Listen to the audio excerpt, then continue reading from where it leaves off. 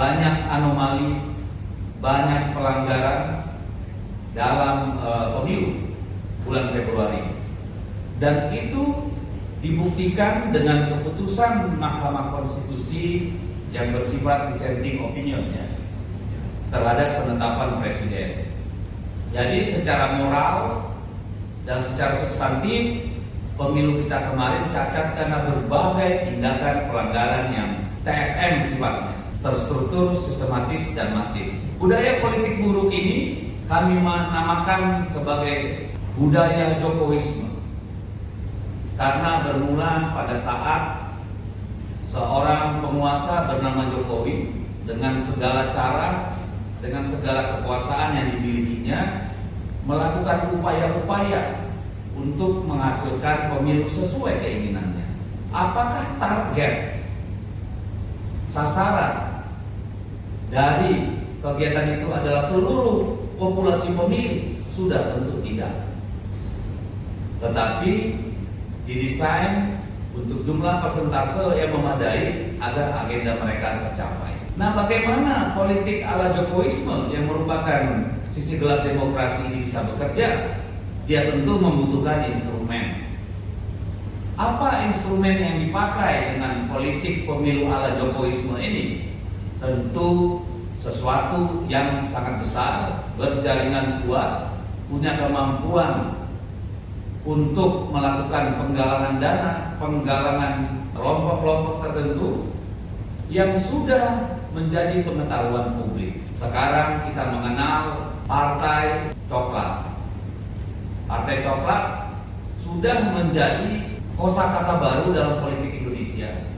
Sudah dibicarakan oleh media massa. Tadi sudah disebut di dalam bocor halus, sudah disebutkan di dalam gedung DPR, baik Komisi 2 maupun Komisi 3 juga sudah mensinyalir masalah ini. Jadi ini bukan sesuatu yang baru. Kami di PD Perjuangan terus terang sedih, karena yang dimaksud Partai Coklat ini sudah barang tentu adalah oknum-oknum kepolisian. Cuma karena tidak hanya satu tempat, mungkin sebaiknya kita tidak menyebut oknum-oknum. Tapi ini sudah sesuatu yang bersifat garis komando. Dan saya kira pemegang kuncinya adalah Listio Sigit. Beliau bertanggung jawab terhadap institusi yang dia kendalikan, yang dia pimpin, yang ternyata merupakan bagian dari kerusakan demokrasi kita.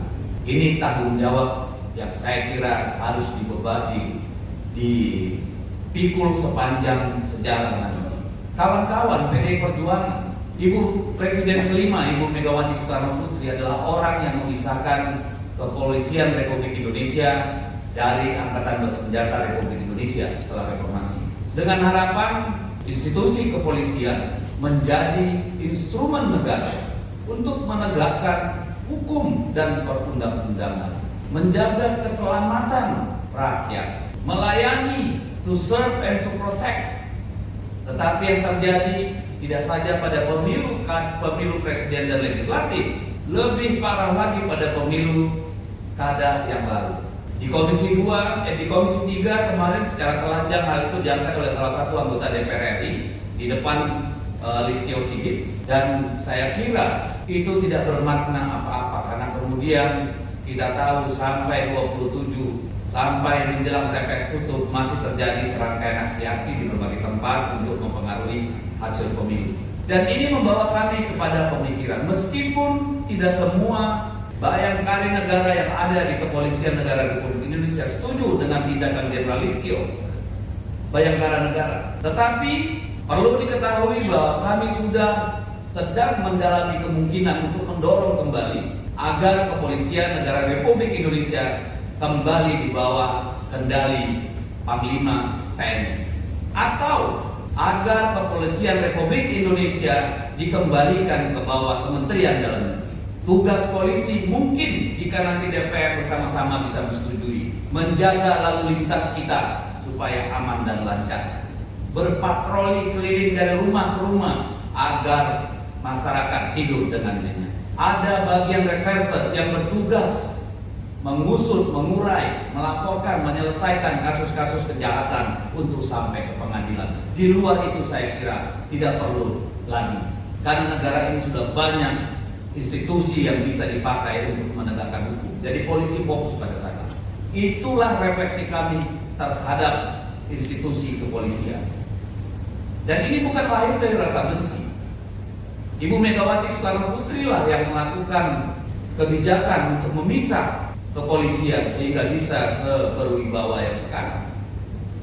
Tetapi ternyata dari apa yang terjadi, dari laporan yang kami terima, dari pemahaman masyarakat banyak, bahkan termasuk di gedung DPR, justru kepolisian menjadi masalah bagi demokrasi.